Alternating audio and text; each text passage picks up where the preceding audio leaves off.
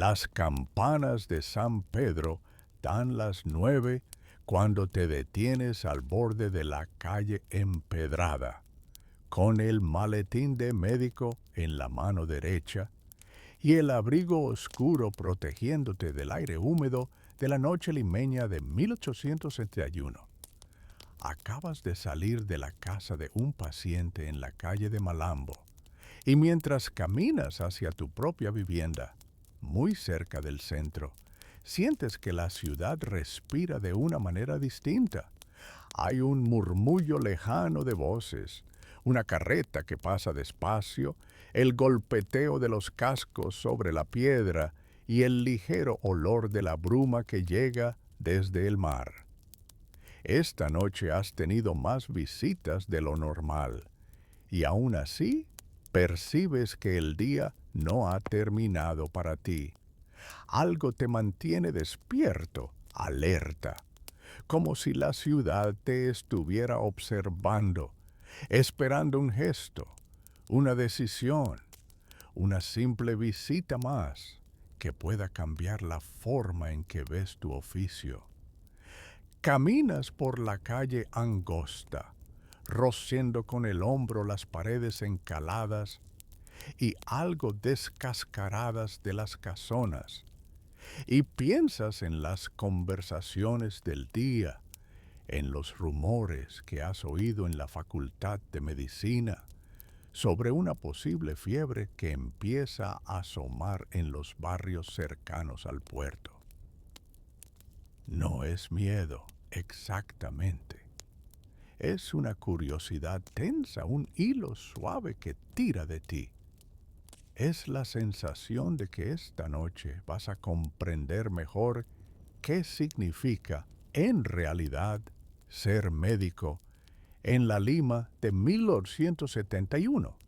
No solo recetar, auscultar, tomar el pulso, sino sostener la mirada de una ciudad que aún se rehace de la guerra, que se moderniza a trompicones, que mezcla técnicas nuevas con costumbres antiguas. Cuando giras hacia una esquina, oyes tu nombre.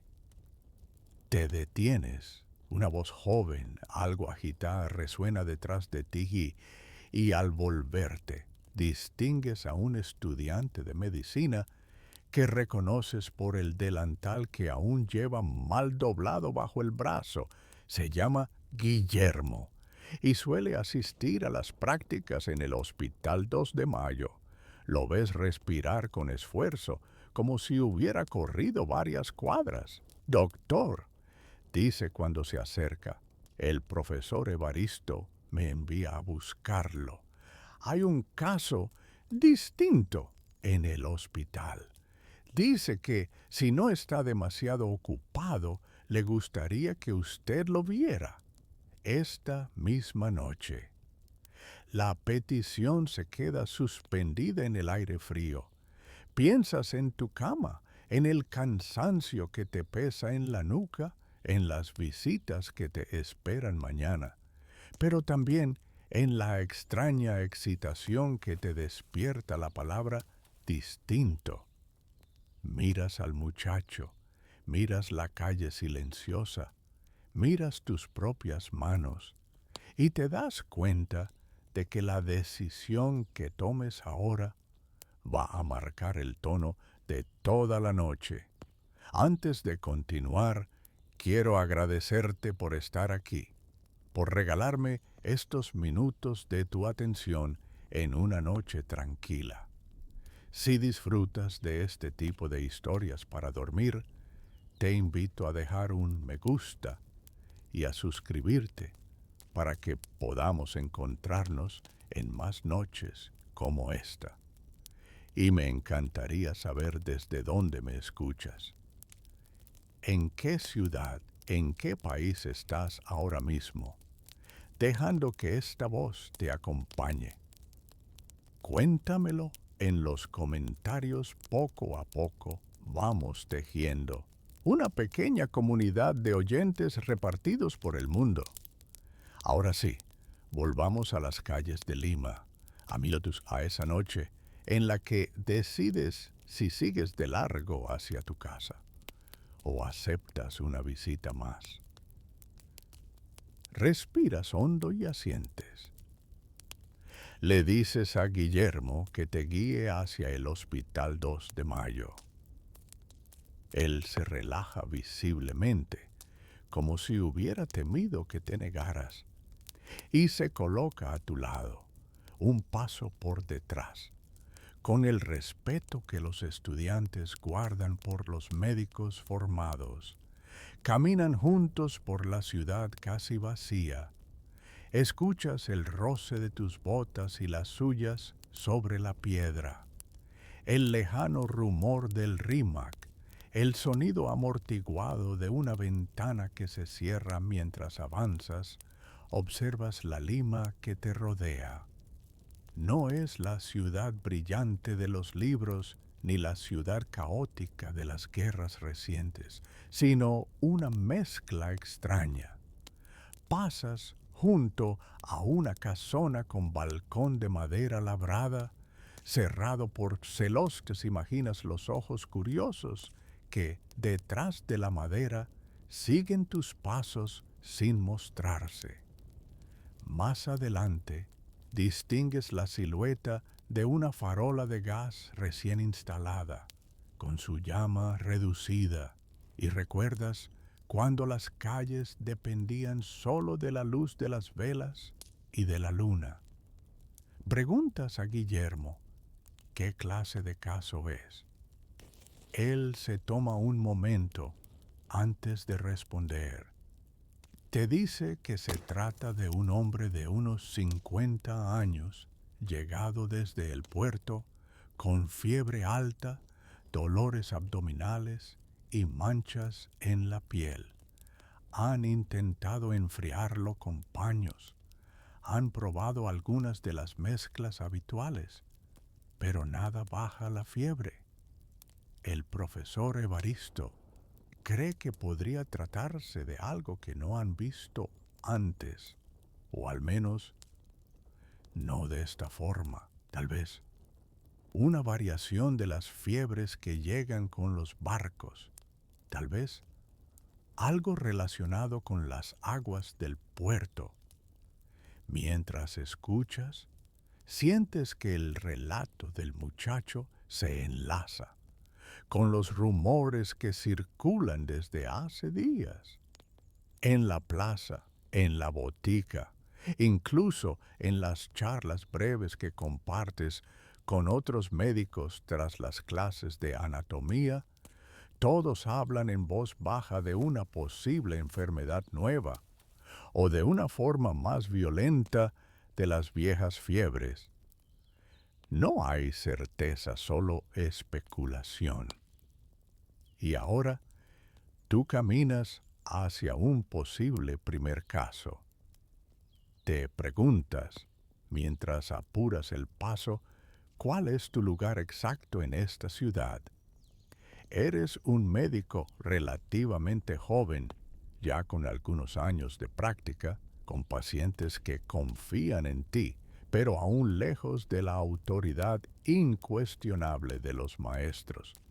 Vives entre dos mundos, el de las teorías modernas que llegan de Europa con sus instrumentos brillantes, sus microscopios, sus libros recién editados, y el de las costumbres arraigadas, las hierbas, las sangrías, las creencias que muchos pacientes no están dispuestos a abandonar.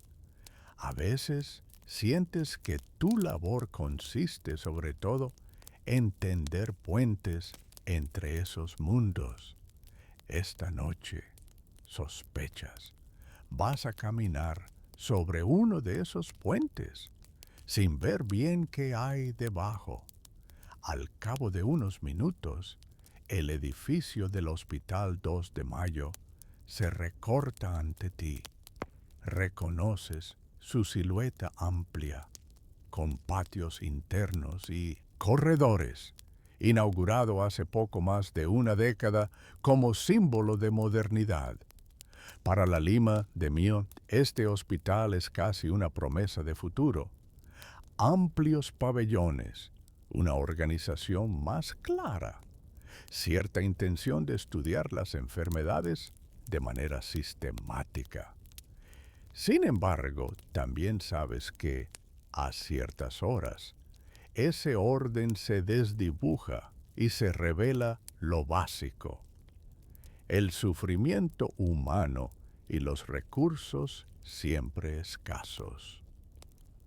Cruzas la entrada con Guillermo y sientes casi enseguida el cambio de ambiente. Hay menos ruido del que esperabas, pero suficiente para recordarte que ahí dentro no se duerme del todo. Un murmullo de tos, pasos, una voz que llama a un practicante, un quejido lejano. El aire es más denso, no por el olor que procuras no analizar demasiado, sino por la conciencia de que estás rodeado de personas que pelean sus pequeñas batallas personales con la enfermedad. Un celador somnoliento los reconoce y les cede el paso sin demasiadas preguntas. Avanzas por el corredor, las paredes encaladas, teñidas por las sombras alargadas de los quinqués.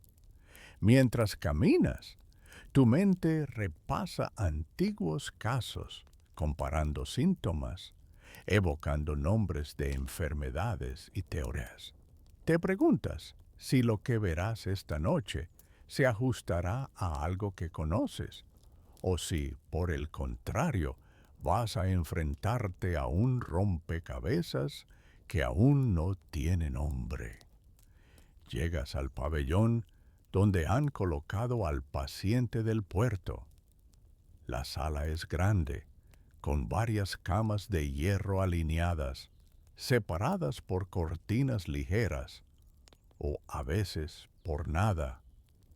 Algunos enfermos duermen, otros miran al techo, otros te siguen con los ojos, curiosos, como si sintieran que tu presencia anuncia algo. No eres ajeno a esas miradas.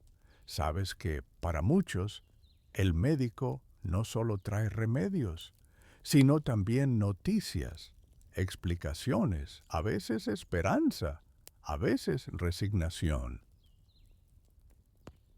Guillermo te conduce hacia la tercera cama a la derecha, junto a una ventana entreabierta. Allí ves al hombre. Está recostado, cubierto hasta el pecho con una manta áspera. Su rostro está enrojecido por la fiebre, la barba canosa pegada a la piel sudorosa. Al acercarte, percibes el ritmo acelerado de su respiración. Abre los ojos cuando siente tu presencia y sus pupilas, inyectadas en sangre, se enfocan lentamente en ti. Doctor, murmura con voz ronca, arrastrando un acento costero. Dicen que usted sabe más que otros. No respondes enseguida. Primero apoyas el maletín a un lado, te arremangas un poco y comienzas a examinarlo. Tocas su frente. Abrasadora. Tomas su muñeca entre tus dedos. Sientes el pulso veloz, irregular. Pides a Guillermo que te cuente cronológicamente los síntomas mientras él recita. Tú observas las manchas violáceas que se extienden por el abdomen del hombre. Algunas pequeñas, otras más llamativas. Tomas nota mentalmente de la distribución, de la textura, de lo que ves en los ojos del paciente. Él te cuenta, entrecortado, que llegó hace 3 días en un barco procedente del norte, que durante el viaje varios marineros enfermaron, pero nadie quiso hablar mucho del tema, que Al desembarcar, creyó que el mal se le pasaría solo, como otras veces, pero la fiebre fue creciendo. Pensó en acudir a algún curandero, pero un conocido insistió en traerlo al hospital. Ahora siente la cabeza pesada, el estómago revuelto, la piel como si ardiera desde dentro. Mientras lo escuchas, percibes que en su relato hay algo más que simples detalles clínicos. Hay algo en la forma en que evita mencionar ciertos lugares del barco, ciertas personas, como si dudara si hablar o no. Decides no presionarlo todavía. Tienes tiempo, piensas, mientras revisas su abdomen con suavidad, localizando zonas de dolor, anotando mentalmente lo que se aleja de lo habitual, lo que coincide con lo que ya conoces. Guillermo observa atento cada gesto tuyo. Sabes que, para él, este momento tiene una importancia doble. No solo está preocupado por el paciente, sino que quiere aprender de tus decisiones, de tus preguntas. Te oyes a ti mismo explicándole en voz baja lo que encuentras. Señalas la fiebre persistente, el tipo de manchas, la forma de la respiración con palabras claras. Le preguntas qué tratamientos han intentado hasta ahora. Enumera paños fríos, hidroterapia ligera. Una infusión calmante nada ha surtido efecto notable. Te incorporas y miras al hombre a los ojos. Le preguntas si en el barco hubo otros que presentaran las mismas manchas. Él titubea.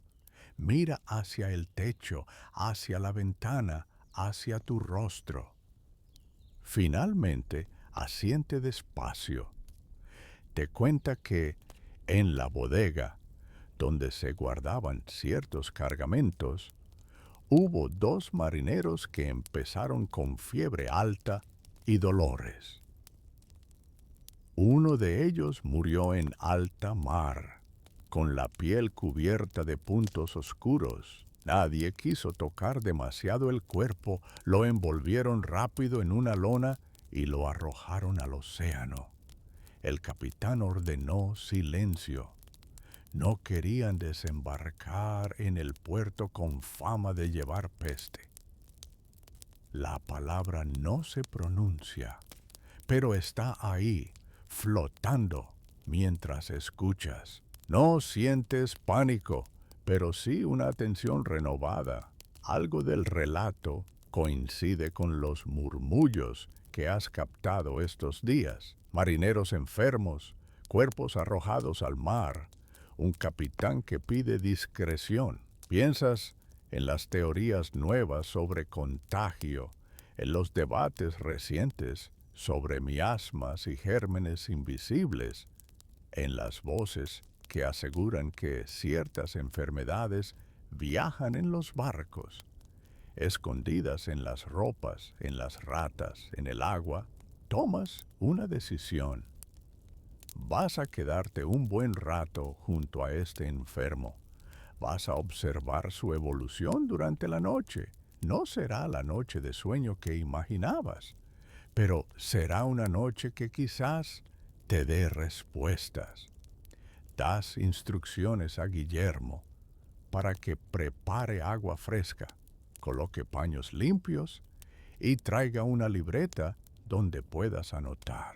La constancia escrita empieza a ser una herramienta valiosa entre los médicos que aspiran a comprender, no solo a remediar. Mientras el estudiante se aleja, vuelves a sentarte junto a la cama.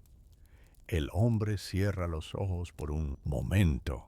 Su respiración continúa agitada, pero algo en su expresión se afloja, como si La mera presencia de un médico dispuesto a escuchar lo tranquilizará un poco.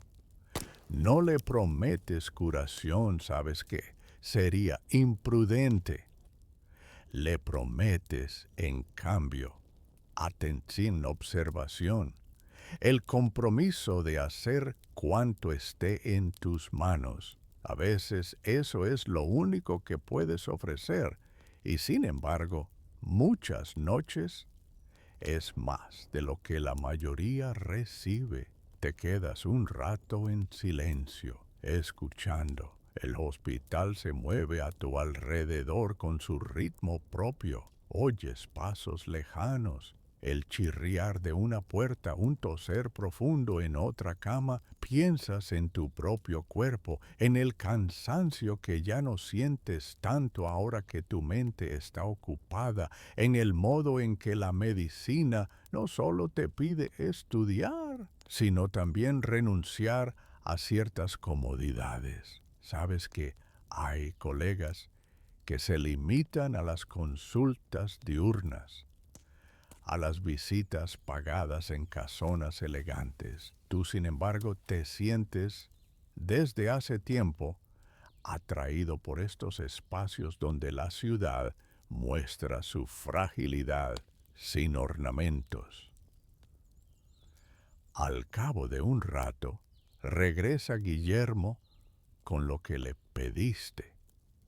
Te entrega la libreta y se queda de pie, como esperando más indicaciones. Lo miras y le propones algo. Le dices que, si quiere, puede quedarse contigo a observar al paciente durante la siguiente hora. Podrá hacer preguntas, tomar notas, participar en la vigilancia. Sus ojos se iluminan, acepta sin dudar. La noche avanza y tú te mantienes junto a la cama del hombre del puerto. Le tomas la temperatura cada cierto tiempo, controlas su pulso, inspeccionas las manchas, observas pequeños cambios, algunos esperados, otros no tanto. A veces el enfermo delira un poco.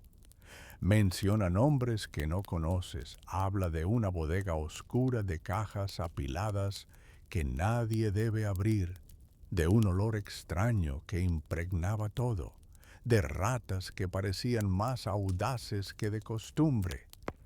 No es que creas ciegamente en las palabras de un delirante, pero tampoco las descartas. ¿Sabes qué? En medio de la fiebre, la mente mezcla realidad y fantasía, pero rara vez inventa desde la nada. Algo de verdad se filtra entre las imágenes desordenadas. En un momento, el profesor Evaristo aparece en el pabellón. Es un hombre de unos 60 años, de mirada grave y manos firmes. Te saluda con un gesto de respeto que agradeces.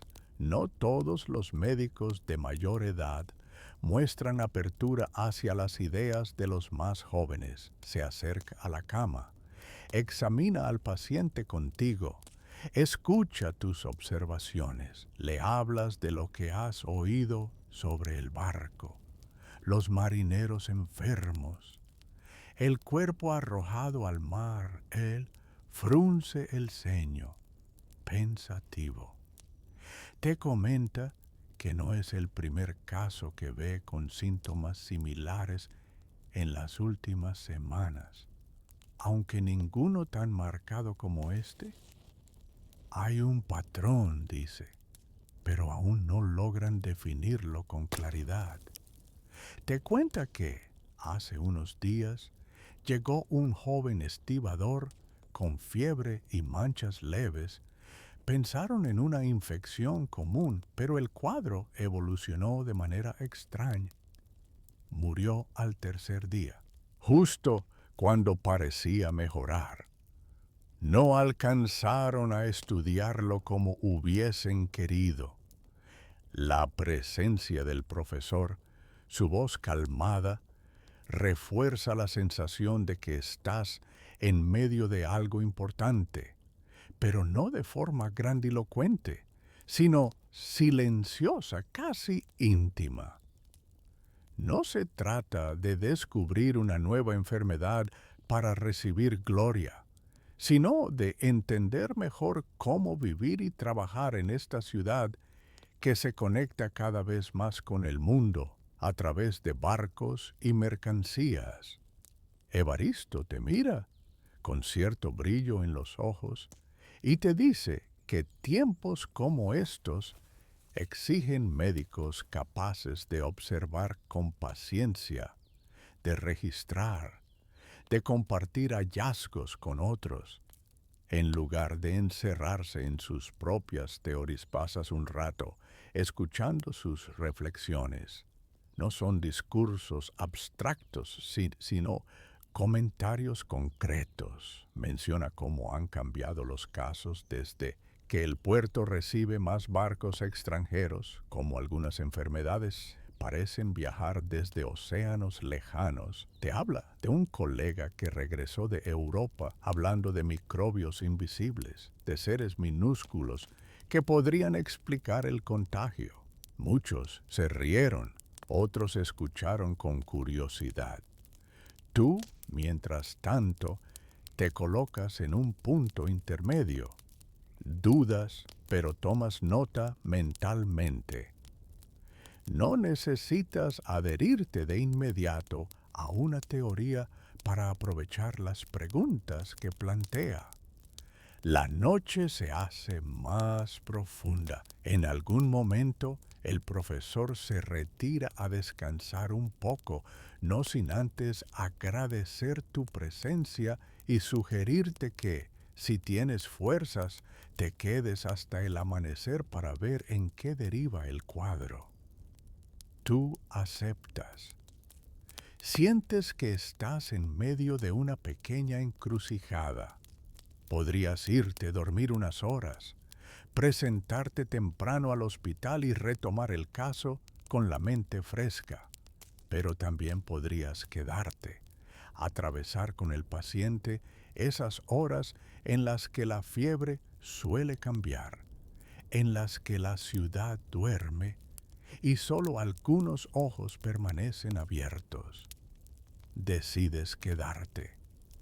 Le pides a Guillermo que vaya a tomar algo de descanso. Él duda, pero luego obedece. Se despide con respeto y desaparece por el corredor. Te quedas con el enfermo, con el murmullo tenue del hospital y con la libreta abierta sobre las rodillas. Empiezas a escribir, anotas la hora, la temperatura, el aspecto de las manchas, los episodios de delirio, las frases fragmentadas sobre la bodega y las cajas misteriosas. No sabes si esas palabras tendrán algún valor científico, pero intuyes que todo dato puede ser valioso más adelante. La medicina del futuro, te han dicho algunos, se construirá a punta de observaciones acumuladas, comparadas, discutidas. Mientras escribes, recuerdas tu propio camino hasta aquí. Te ves más joven, cruzando por primera vez las puertas de la Facultad de Medicina, con los ojos abiertos de admiración ante los gabinetes de anatomía, los frascos de preparados, las láminas de órganos. Te ves dudando al principio, temiendo no estar a la altura. ¿Recuerdas la primera vez que presenciaste una autopsia en el anfiteatro anatómico? El silencio tenso de los estudiantes, la voz serena del profesor explicando cada corte. ¿Te recuerdas comprendiendo poco a poco que la medicina no se trata solo de curar, sino de comprender la vida y la muerte con una cercanía que muchos prefieren evitar? La noche avanza y la fiebre del hombre parece fluctuar. Hay momentos en que su respiración se calma ligeramente, otros en que se agita y su pulso se acelera. Tú sigues tomando nota, cambiando paños, revisando su abdomen. A ratos te levantas y recorres el pabellón con pasos silenciosos. Miras las otras camas, un anciano con tos persistente, una mujer con un brazo vendado tras un accidente doméstico, un joven campesino con la pierna inmovilizada después de una caída. Cada uno lleva su propia historia, su propio hilo de dolor y esperanza. En una de esas vueltas, te detienes junto a la ventana entreabierta. Miras hacia afuera. La ciudad está casi en penumbra. Alcanzas a distinguir el contorno de algunos techos, la silueta de una torre de iglesia a lo lejos. Imaginas las casas donde, en este mismo momento, otros médicos vigilan enfermos, escriben recetas, luchan contra cuadros que tal vez no entienden del todo. Percibes que perteneces a una red silenciosa de hombres y mujeres que, con mayor o menor preparación, dedican sus noches a sostener lo que se puede sostener. De pronto, oyes una voz suave a tus espaldas. Es una monja, una de las hermanas que ayuda en el hospital. Se acerca con paso discreto, llevando un cuenco con agua. Te pregunta si necesitas algo, si deseas que rece por el enfermo. Le agradeces el ofrecimiento y aceptas el agua. Observas sus manos, acostumbradas al trabajo duro, al cuidado cotidiano, y piensas en cómo en este lugar se mezclan la ciencia incipiente y la fe profunda sin demasiados conflictos directos. Cada uno aporta lo que puede. La hermana te comenta que ha notado más enfermos con fiebre extraña en los últimos días, sobre todo entre quienes viven cerca del puerto. No sabe si es casualidad, pero lo menciona con la firmeza de quien observa sin pretender dar explicaciones. Sus palabras refuerzan la sensación de patrón, de algo que se repite al margen de las historias individuales. Te dices a ti mismo que, cuando todo esto se calme un poco, deberás hablar con otros colegas, comparar casos, revisar apuntes. Tal vez no lleguen a una conclusión definitiva, pero al menos verán el mapa más completo.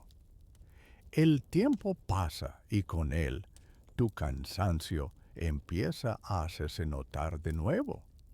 Sin embargo, no te abandona la claridad interior de estar donde debes estar. ¿Recuerdas que, al aceptar la profesión, sabías que habría noches como esta? Largas, silenciosas, llenas de incertidumbre, pero también de una extraña paz. No es la paz de la seguridad, sino la que nace de saber que tu presencia importa, aunque no lo resuelva todo. Alrededor de las 3 de la mañana, el enfermo del puerto abre los ojos con más lucidez. Su respiración sigue rápida, pero ya no delira. Te mira fijamente, te acercas, colocas una mano en su hombro para tranquilizarlo. Él traga saliva y te dice que hay algo más que quiere contarte. Sientes cómo tu atención se enfoca aún más. Te habla de un cajón, una caja grande que viajaba en la bodega marcada con símbolos que no supo leer. Vino desde tierras lejanas, dice, y durante el viaje muchos preferían no acercarse demasiado. Afirma que cada vez que se abría, el aire parecía volverse más pesado, más espeso. Cuenta que las ratas solían merodear alrededor y que uno de los marineros, el primero que enfermó, pasó horas sentado sobre esa caja, vigilándola antes de que aparecieran los síntomas. No sabe qué había dentro, pero recuerda la sensación de malestar que les invadía a todos cuando el cargamento se movía o cuando el capitán bajaba a revisar. Mientras escuchas, sopesas qué parte de esa narración pertenece a la realidad tangible y qué parte es producto del miedo acumulado en alta mar. Sin embargo, notas que la idea de un punto de origen concreto, de un objeto o lugar que concentre los miedos, se repite en varios relatos de enfermos que han tenido contacto con barcos. No podrás examinar esa caja, por supuesto, ni descubrir su contenido, pero el detalle se suma a tu comprensión general de la situación. La ciudad que recibía mercancías también recibe inevitablemente enfermedades. Le preguntas si sabe a dónde se dirigía ese cargamento. Él duda. Recuerda vagamente los nombres de un par de comerciantes locales que pasaron por el barco, pero no está seguro. Su relato es impreciso en ese punto. Se deshila. No insistes demasiado. Sabes que no eres policía ni inspector de aduanas, eres médico. Tu labor principal ahora es ayudar a este hombre concreto y al mismo tiempo aprender de su caso para ayudar a otros más adelante. Anotas la información en tu libreta, no como un dato concluyente, sino como un hilo más en la trama que se va dibujando. Luego le das unas palabras de ánimo. Le dices que seguirás vigilándolo, que no estás solo. Él asiente, cierra los ojos de nuevo y parece entregarse a un sueño más tranquilo, aunque tú sabes que, con esa fiebre, el sueño nunca será del todo reparador. Te quedas junto a él un rato más. En silencio, sientes el peso del maletín a tus pies, la textura de la libreta entre tus dedos, el ligero dolor en la espalda por las horas de vigilia. Aún así, en tu interior hay una calma que no esperabas. De repente, comprendes que el verdadero misterio de esta noche no es sólo la enfermedad que tal vez se esté gestando en la ciudad, sino el lugar que tú ocupas en medio de todo. Has pasado años pensando que ser médico es, sobre todo, dominar conocimientos, aplicar técnicas, recetar con acierto. Hoy, en este pabellón semioscuro, empiezas a intuir que también se trata de aceptar, que nunca tendrás todas las respuestas, de estar presente mientras la vida y la muerte conversan a su manera. Cuando el cielo empieza a aclararse apenas, con esa luz gris que antecede al amanecer, el profesor Evaristo regresa al pabellón. Te encuentras sentado, con la libreta abierta, los ojos cansados pero atentos. Se acerca y examina al paciente. Observa algunos cambios, sutiles pero significativos. La fiebre ha bajado medio grado. Las manchas no se han extendido tanto como temía. No se atreve a cantar victoria, pero tampoco pronostica una muerte segura. Está como tú en el terreno de la incertidumbre. Te pregunta qué has observado durante la noche, qué has anotado. Le entregas la libreta y él la repasa con interés. Asiente de vez en cuando, comenta una nota, subraya mentalmente un dato. Te dice que este tipo de registros son justamente lo que la medicina limeña necesita. Relatos detallados de casos con horarios, síntomas, antecedentes. No porque cada caso vaya a ser publicable, sino porque, al acumularse, pueden revelar patrones que ahora se nos escapan. Hablas con él un rato sobre la idea de crear un pequeño grupo de médicos dispuestos a compartir sus notas, a reunirse cada cierto tiempo para discutir casos inusuales. El profesor se muestra receptivo. Te dice que, años atrás, algunos lo intentaron, pero la iniciativa se fue apagando por falta de constancia. Quizás, sugiere, esta nueva ola de enfermedades relacionadas con el puerto sea el impulso que necesitaban para retomar ese esfuerzo. Mientras conversan, el hospital empieza a despertarse. Llegan practicantes somnolientos, monjas con cubos de agua, camilleros que cambian sábanas. La ciudad, afuera, se despereza también. Oyes, a lo lejos, el pregón de algún vendedor, el rodar temprano de una carreta. Te das cuenta de que llevas toda la noche despierto y sin embargo no sientes esa urgencia de irte de inmediato. Hay algo más que quieres hacer antes de abandonar el hospital. Te acercas una vez más a la cama del hombre del puerto. Está dormido, o al menos en un estado de descanso relativo. Su respiración, aunque aún rápida, suena un poco más regular. Observas las manchas en su piel, que parecen haberse estabilizado. No te engañas. Sabes que el cuadro aún puede cambiar, que las próximas horas serán decisivas. Pero también sabes que tu presencia ha sido parte de su noche, que no estuvo solo, que alguien lo miró como algo más que un cuerpo enfermo.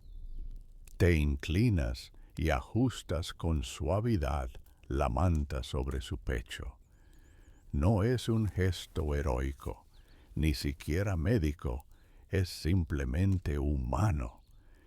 En ese gesto, sin proponértelo, entiendes otra dimensión de tu oficio. Ser médico en la Lima de Envirtu es caminar entre casonas coloniales y faroles de gas. Estudiar en gabinetes donde recién se oyen nombres como Pasteur o Koch, pero también es sostener manos febriles en hospitales donde el futuro llega mezclado con la pobreza y el cansancio. Es escuchar rumores de fiebres nuevas y a la vez historias de familias que creen en las mismas recetas de siempre. Te despides del profesor, de Guillermo, que ha regresado con la curiosidad renovada, de las monjas que siguen su rutina. Les dices que volverás más tarde, que quieres saber cómo evoluciona el paciente. Ellos asienten. Al cruzar de nuevo el umbral del hospital, la luz de la mañana te sorprende. Parpadeas, ajustas la vista. La ciudad se muestra distinta a la de la noche, pero es la misma. Hay más ruido, más movimiento, carretas cargadas, vendedores ambulantes, niños descalzos que corren. Percibes, sin embargo, un hilo invisible que une lo que has vivido dentro del hospital con lo que ves ahora en la calle. Caminas hacia tu casa, con paso algo más lento que anoche. Sientes el cuerpo pesado, pero la mente clara. Piensas en lo que has descubierto. No una respuesta definitiva sobre la enfermedad del puerto, sino algo más íntimo sobre ti mismo. Siempre habías creído que la medicina se define por los casos exitosos, por los diagnósticos certeros, por las curaciones que puedes contar. Esta noche te ha mostrado que también se define por las vigilias en las que no sabes aún si tu paciente vivirá o morirá. Pero igual te quedas. Te detienes un momento en una esquina donde una pequeña botica abre sus puertas. El boticario, que te conoce, te saluda con la cabeza.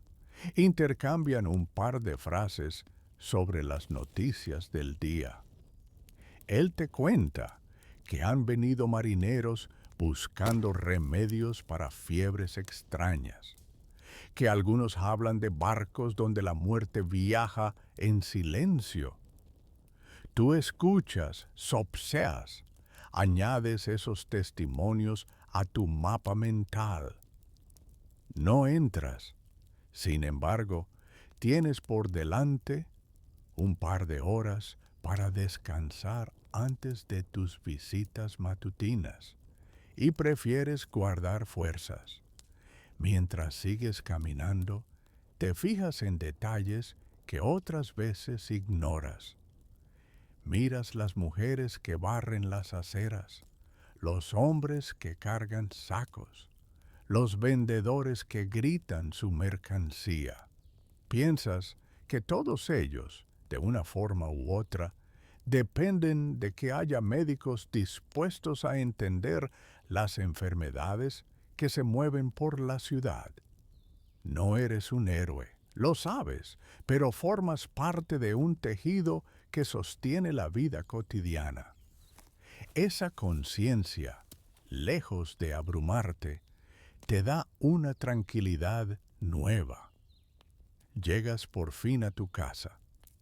Abres la puerta con cuidado, tratando de no hacer ruido.